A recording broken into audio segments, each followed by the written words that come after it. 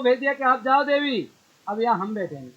तो पोती पापी लावे पंडा और सबल बैठ के खा जाए बंडा। हैं हनुमान जी महाराज उस समय पूछ में आग लगी थी ना, बंदे हुए नहीं तो पर कहावत हो जाती, जितना भी लेकर के यहाँ सब जोड़ पंजोड़ के सबको खाया कि देवी मैया अभी तो भूखी है। और वहाँ क्या पता कि देवी मैया नहीं है, वहाँ तो उनका भी देवता बैठा हुआ है। हाँ? लांगुरा बलवीर बैठे हुए हैं। ऐसे लांगुरा बलवीर, ऐसे ही भगवान श्री कृष्ण कहे तुम बार बार लेकर के आओ, हम सबका ओम नमो नारायण करते रहेंगे। 17 बार किया। अब की बार ये कालेवन को लेकर के आया।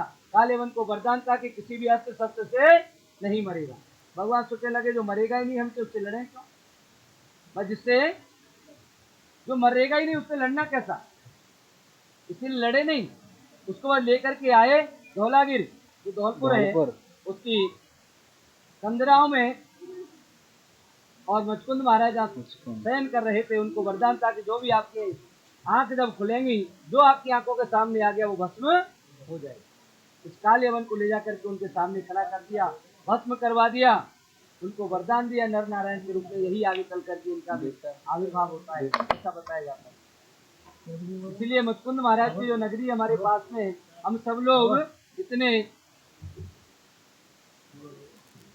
धर्म प्रेमी हैं और ऐसे सौभाग्यशाली के हमारे पास में मथुरा वृंदावन धौलपुर जैसी नगरी है, जिनमें भगवान ने आकर के यहाँ पर अपनी लीलाएं की। गोहद तक भगवान गाय चराने के लिए जाते थे भिंड जिले में।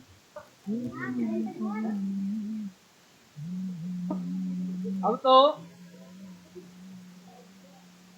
भगवान श्री कृष्ण जब जरासंध ने कैसे भी फिर से द्वारा चढ़ाई की, भगवान सोचने लगे कि बार बार ऐसा करेगा। एक पहाड़ी पर चढ़ गए, पहाड़ी पर उसने आग लगा दी चारों तरफ से। भगवान तो कूद करके दूसरी तरफ उतर गए। उसने सोचा शायद इसमें मर गए होंगे दोनों भैया, और इन्होंने द्वारिकापुरी का निर्माण कराया। आकर के द्वारिका के राजा बने। बोले द्वारिकाधीश भगवान की। आज भगवान द्वारिकाधीश के नाम से प्रसिद्ध हुए। यहाँ आकर के भगवान ने रुक्मिणी के साथ में विवाह किया, और उसके बाद में भगवान की 8 शादियां होती हैं, जो मेन पटरानियां हैं 7, और उसके बाद 16,100 भौमासुर को मार करके भगवान शादियां करते हैं।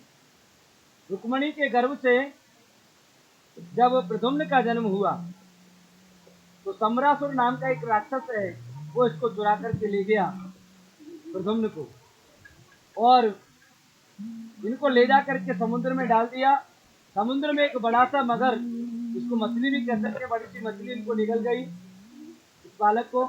इस मछली को पकड़ लिया मछुआरों ने, और ये मछली पहुंच गई उसी के महल में।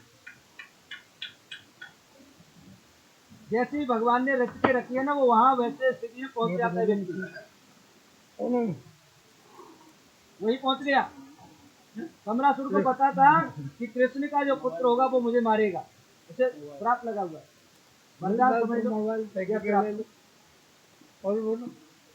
अब तो जो प्रद्युम्न है वो उस मछली के गर्भ से निकले। उसकी नौकरानी जो भोजन बनाने वाली, ये प्रद्युम्न की पूर्व जन्म की पत्नी है। प्रद्युम्न पूर्व जन्म में कौन थे? कामदेव थे। जब भगवान शंकर को इन्होंने जगाने का प्रयास किया माता पार्वती से विवाह करने के लिए देवताओं के कार्य से, तो ये भगवान के तीसरा नेत्र खोलने के कारण भस्म हो गए थे। तब भगवान ने कहा था कि द्वापर युग में जब इस पृथ्वी का भार उतारने के लिए कृष्ण भगवान का अवतार होगा, तब कृष्ण तनय पति हो तुम्हारा, तब जाकर के जो कृष्ण का पुत्र होगा वो तुम्हारा पति बनेगा। और वही कामदेव प्रद्युम्न के रूप में अवतरित होते हैं। यहाँ आकर के जब इनको पता चला, क्योंकि वरदान दिया तो पहले से ही सारी भूमिका बनकर के तैयार हो जाती है।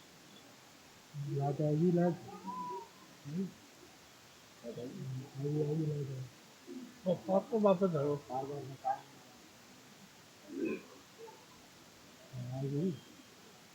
ओ नंद किशोरा, लाइट आ गई।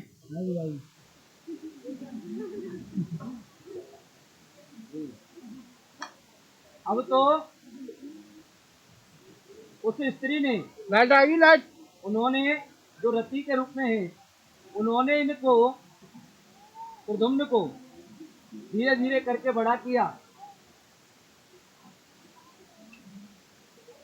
और अपनी सांभवी जो इनके पास में शक्ति है, योग माया योग विद्या है, सांभवी योग विद्या, उसके द्वारा इनको बड़ा कर लिया कुछ ही समय में और इनको सारी विद्याएं सिखा दी।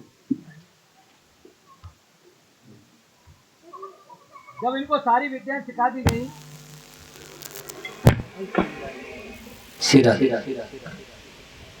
बोली वाली विष्णु भगवान की जय हो।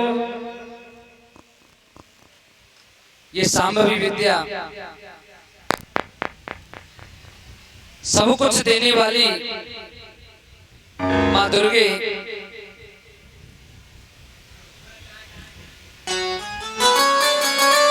अम्बे रानी के द्वारा प्रदत्त हैं। जब राजा जन्मेजय ने पूछा कि व्यास जी महाराज एक बात बताइए कि साक्षात कामदेव के अंशावतार भगवान श्री कृष्ण जो विष्णु के अवतार हैं, उनके ऊपर भी कष्ट आन पड़ा। जो अपरिमित शक्ति जिसके पास है, उसके प्रसूति गृह से सम्रासुर जैसा दुष्ट राक्षस उनके पुत्र तक का हरण करके ले गया। वो कैसे उसको उठा करके ले गया? व्यास जी महाराज कहने लगे कि प्राणियों को बुद्धि बल इत्यादि जो प्रदान करने वाली है, ये विमोहित भी कर लेती हैं। और जो माया है ना, ये बड़ी बलवान है। ये माया जो बलवती है, ये अपने आप में सबको लपेट लेती है। इसे सांभवी माया से आज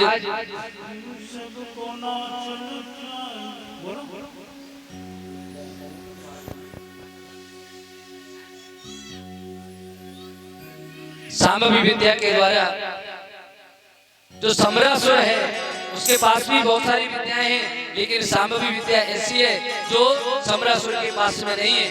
उस विद्या को प्राप्त करके महाराज प्रद्युम्न ने और सम्रासुर के साथ में युद्ध किया।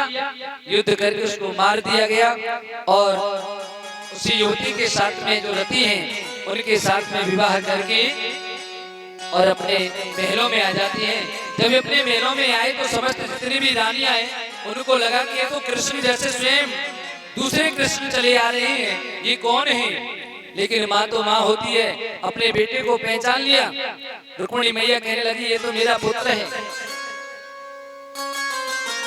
आज महलों में ले लिया है, मंगलाचार हो रहे हैं और सभी मैया की जय जयकार कर रहे हैं कि माँ की शक्ति के द्वारा आज हमारा पुत्र वापस लौट करके आ गए हैं। साच ब्रह्म रूपा च नित्या साच सनातनी यथात्मा च यथा शक्ति यथाग्नो दाहिका स्थिता। वही भगवती ब्रह्म रूपा नित्या सनातनी जो हमेशा रहने वाली है, जो आत्मा की शक्ति है, अग्नि की दहकती हुई ज्वालाओं के समान जो सब में समाहित है, उस शक्ति को हम बारंबार नमन करते हैं। और आज की कथा का यहीं पर विराम, एक भजन के बाद में हम आरती करेंगे। श्री राधे।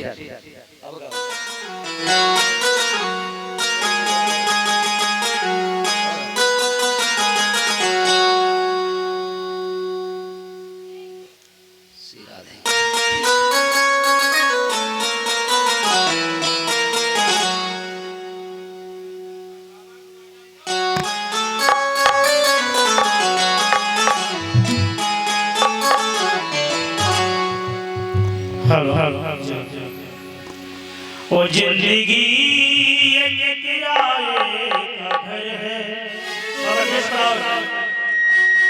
बेस बेस महाराज जी बेस